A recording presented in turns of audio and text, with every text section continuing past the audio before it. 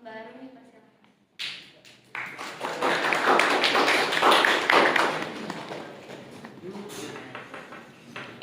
Assalamualaikum warahmatullahi wabarakatuh. Terima kasih atas waktu dan kesempatannya yang telah diberikan oleh saya. Izin Pak Fauzi, izin teman-teman. Di sini saya akan menyampaikan 5 poin pada materi A3. 1. Keadilan penguasaan tanah disertai peningkatan produksi pertanian tidak akan mampu dicapai secara optimal apabila tidak didahului oleh land reform. Jadi land reform tetaplah menjadi langkah dasar yang menjadi basis pembangunan pertanian dan pedesaan. 2. Penyimpangan pengelolaannya akan berimplikasi pada penyimpangan kesejahteraan, marginalisasi petani kecil, urbanisasi yang tidak terkendali, dan lain sebagainya. 3. Dalam masyarakat pertanian dan pedesaan, kelembagaan organisasi masyarakat tani umumnya lebih sebagai wadah untuk distribusi bantuan dari pemerintah, sekaligus mewujudkan pengontrolannya, di mana hal ini menyimpang dari fungsi utamanya sebagai wadah petani untuk berbagi informasi teknologi, sumber daya untuk meningkatkan produksi pertanian, memperjuangkan kepentingan petani, dan memasarkan hasil pertanian. 4. Di Indonesia, baik swasta, negara, dan masyarakat diberikan hak untuk dapat menguasai tanah. Permasalahannya adalah tanah yang dikuasai masyarakat secara private dirasa tidak cukup, dan pihak swasta dan negara dikritik karena menguasai tanah secara lebih luas. 5. Pada pundak politikus, tonggak utama land reform terletak, di mana mereka yang mampu memutuskan apakah land reform akan dilaksanakan atau tidak sama sekali sebagai pengambil keputusan. Berikut merupakan 5 poin yang saya sampaikan. Saya kembalikan kepada moderator. Terima kasih untuk Mbak Aru yang sudah menyampaikan 5 poinnya. Selanjutnya dipersilakan untuk Mas TS sebagai pembahas untuk memberi komentar pada baik.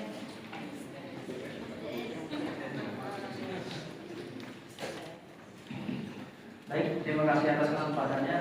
Jadi dari poin-poin yang disampaikan oleh Pak Aru tadi, saya tertarik pada yang pertama itu di poin nomor 4, yaitu adanya kritik kalau pihak negara dan swasta itu menguasai tanah terlalu banyak. Sebelum lama tadi kan juga dari Pak Aristiono juga membahas bahwa 20% penguasa itu menguasai tanah sebanyak 80% yang ada di Indonesia. Jadi yang saya bahas pertama itu terkait yang swasta dulu, di mana pihak-pihak swasta itu sangat menguasai sangat banyak tanah-tanah di Indonesia, yaitu di contohnya HGU yang tersebar di berbagai provinsi yang ada di Indonesia itu sangat luas. Jadi seperti sawit-sawit mungkin di provinsi Riau, Kalimantan, dan lain-lain sebagainya itu sangat luas, sehingga banyak masyarakat yang hanya menguasai sebagian kecil saja dari tanah yang ada di lokasi tersebut. Dan kadang-kala juga walaupun ada masyarakat yang menguasai tanah di dalam kawasan HGU tersebut, itu banyak terjadi permasalahan. Jadi pada intinya itu sebenarnya masyarakat itu sudah menguasai lama tanah-tanah yang ada di sana, misal perkampungannya. Akan tetapi pada saat pembuatan HGU itu ada beberapa kampung itu yang termasuk, karena itu sudah menjadi beberapa permasalahan di berbagai tempat. Ada beberapa kampung yang masuk ke dalam HGU. Jadi untuk menyelesaikan hal tersebut juga perlu dilaksanakan inklab. Kemudian dari negara sendiri sangat banyak juga. Salah satu contohnya itu hutan lindung. Hutan lindung itu sangat luas yang ada di Indonesia. Padahal pada saat sebelum kemerdekaan itu banyak masyarakat yang lari ke hutan untuk menyelamatkan diri dari penjara Belanda. Bahkan sebelum ditetapkan UPA juga mereka sudah tinggal di sana. Akan tetapi sekarang kawasan mereka atau tempat hidup mereka di sana itu ditetapkan sebagai kawasan hutan lindung. Dan untuk melepaskan statusnya itu menjadi kawasan hutan lindung itu regulasinya sangat sulit. Jadi untuk mencoba melepaskan kawasan itu dari pihak masyarakat itu perlu melalui DPR terlebih dahulu, lanjut sampai ke DPR RI. Hal ini menyebabkan ketimpangan penguasaan yang dimiliki oleh masyarakat itu sangat sedikit. Itu setelah ketimpangan tadi, balik ke poin nomor 2, hal itu menyebabkan salah satu yang saya tertarik juga di urbanisasi yang tidak terkendali karena masyarakat tidak memiliki atau sangat sedikit menguasai tanah di daerah tersebut. Akibatnya mereka tidak dapat menguasakan atau memanfaatkan tanahnya dengan baik, sehingga mereka untuk mencari pekerjaan untuk hidup mereka urbanisasi atau pindah ke kota dengan kuota yang tidak terkendali. Salah satu contohnya lah Jakarta. Dengan kalau kita lihat sendiri seberapa padat kota Jakarta itu, dari 5 kabupaten kotanya itu sangat padat. Bahkan untuk tinggal aja untuk orang-orang Jakarta itu sudah menyebar lah di provinsi-provinsi sebelahnya, Jabodetabek bisa kita sebut. Itu kan sudah sangat banyak juga. Walaupun mereka kerja di Jakarta, untuk tinggal aja mereka sampai ke provinsi sebelahnya. Mungkin itu. Baik, terima kasih untuk Mas Tess yang sudah memberi komentar yang bagus dan sangat panjang itu. Selanjutnya, Pengacara baru, silakan untuk menjawab komentar dari Mas Tess. Terima kasih kepada Mas TS yang telah memberikan komentar. Di sini saya akan menambahkan sedikit dari poin 4 tersebut. Jadi ketimpangan ini muncul, permasalahan utamanya itu dari distribusi kepemilikan tanah yang tidak merata. Terus ketimpangan ini menjadi permasalahan yang berakar sejak era Orde Baru, di mana tanah yang dimiliki secara private oleh masyarakat terasa semakin terbatas dibandingkan dengan luas lahan yang dikuasai oleh pihak swasta. Hal ini terjadi karena perusahaan swasta sebelum menguasai tanah harus mendapatkan izin terlebih dahulu dari pemerintah, yang dalam praktiknya melibatkan kepentingan elit politik. Akibatnya terjadi konsentrasi kepemilikan tanah di tangan korporasi besar, sementara masyarakat kecil semakin sulit mendapatkan akses terhadap lahan untuk kebutuhan pribadi maupun usaha. Seiring berjalannya waktu, ketidakteraturan dalam pengawasan serta lemahnya kontrol pemerintah membuat swasta semakin bebas menguasai tanah dalam skala luas, memperparah ketimpangan agraria dan memicu berbagai konflik lahan di berbagai daerah. Saya kembalikan kepada moderator. Terima kasih Mbak Arum yang sudah menjawab komentar dari Mas TS. Selanjutnya untuk pembahas 2, Mas Wilujeng dipersilakan.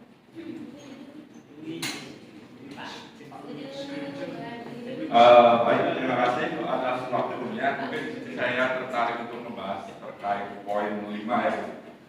Poin 5 tadi dijelaskan bahwa pada endingnya semua teori-teori ataupun konsep-konsep kebijakan itu pada akhirnya bermuara di political will atau kemampuan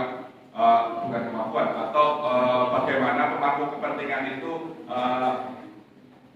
berkomitmen untuk melaksanakannya atau tidak sama sekali ya. Mungkin mungkin diawali dengan penjelasan atau definisi terkait political will dulu ya. Jadi definisi terkait political will adalah komitmen pemerintah dalam melakukan tindakan untuk mencapai seperangkat tujuan tertentu dengan disertai dengan usaha-usaha berkelanjutan. Kalau dilihat dari kebijakan-kebijakan atau political will pemerintah pada saat ini, konsentrasinya adalah pembangunan yang bertumpu pada pertumbuhan ekonomi. Contohnya, misal di BPN sendiri, seperti program PTSL itu pasti kalau kita amati ataupun sepengamatan saya, bahkan pimpinan-pimpinan BPN ataupun presiden sendiri itu pasti ngomonginnya tentang investor asing, modal asing masuk gitu. Tidak disampaikan ataupun disebutkan nanti untuk rakyat kecil atau gimana. Itu juga sudah kalau menurut saya berarti pembangunan di negara ini berdasarkan dengan model pertumbuhan ekonomi atau berkonsentrasi fokus utamanya adalah pertumbuhan ekonomi. Padahal kalau dilihat ini berbalik dengan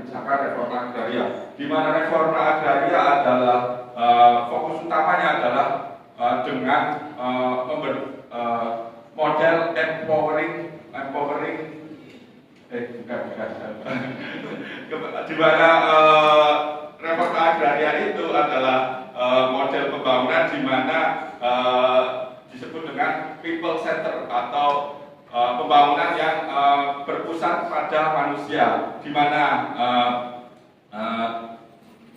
ciri-cirinya pembangunan yang berpusat pada manusia adalah di mana ada human empowering atau pemberdayaan manusia. Mungkin juga bisa dilihat dari misal saya analogikan pada masa kepemimpinan Pak Prabowo ini selama 3 bulan mungkin kita mendengar adanya program makan bergizi gratis. Nah, itu seperti sebenarnya itu adalah political will dari Bapak Presiden, di mana memang fokus ini untuk kegiatan makan bergizi gratis. Dampaknya mungkin di sektor-sektor lain seperti efisiensi yang sangat besar, sebanyak 300 triliun di APBN itu sendiri, itu kan sudah membuktikan bahwa memang Pak Prabowo sangat serius terhadap kebijakan makan bergizi gratis ini. Namun apabila nih kebijakan makan bergizi gratis ini kan kebijakan yang tidak berbasis pada pembangunan ataupun berfokus pada pembangunan people center tadi.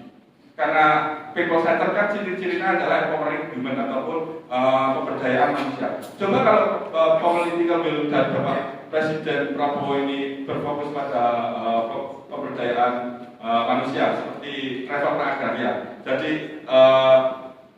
misalnya terkait efisiensi adalah 300 triliun tadi difokuskan semuanya kepada kebijakan reforma agraria, pastilah saya yakin akan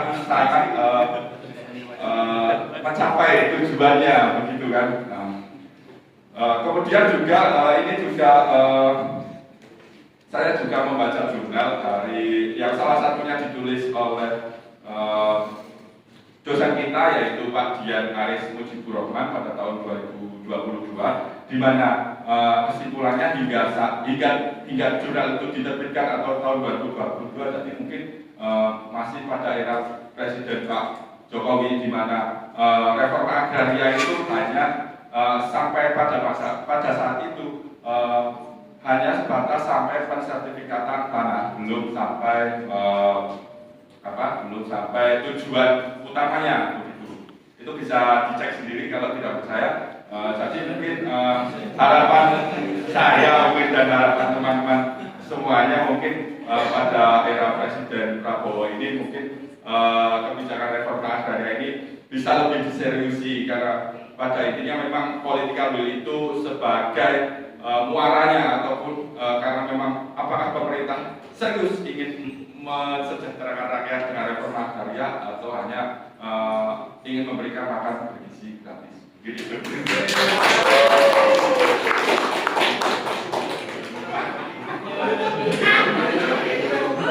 Baik, terima kasih untuk membahas dua Mas Ujang, komentar yang sangat keren dan tidak kalah panjang juga dari Mas Des. Kemudian dipersilakan untuk Mbak Arun untuk menjawab komentar dari Mas Ujang. Terima kasih ya Mas Ujang atas komentarnya.